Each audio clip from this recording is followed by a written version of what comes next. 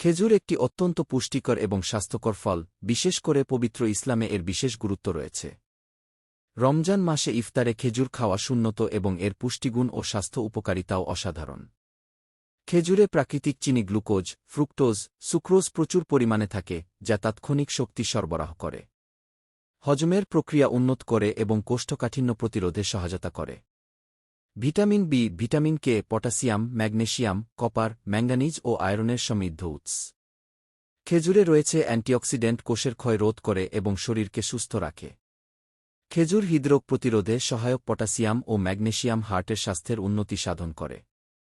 রক্তস্বল্পতা প্রতিরোধ, আয়রন সমৃদ্ধ হওয়ায় রক্তে হিমোগ্লোবিনের মাত্রা বাড়াতে সাহায্য করে। হাড়ের স্বাস্থ্য রক্ষা। ক্যালসিয়াম, ফসফরাস ও ম্যাগনেসিয়াম হাড়ের গঠন মজবুত করে। মানসিক স্বাস্থ্য উন্নত করে এবং আলঝেইমার রোগের ঝুঁকি কমাতে সহায়ক। খেজুর লিভার পরিষ্কার করে এবং শরীর থেকে টক্সিন দূর করতে সাহায্য করে। গর্ভবতী মায়েদের জন্য খেজুর অত্যন্ত উপকারী। গবেষণায় প্রমাণিত যে এটি প্রসব সহজ করতে ভূমিকা রাখে। অজানা অভিযানের ভিডিও ভালো লাগলে আমাদের পেজ ও চ্যানেল লাইক, ফলো, সাবস্ক্রাইব দিয়ে রাখুন।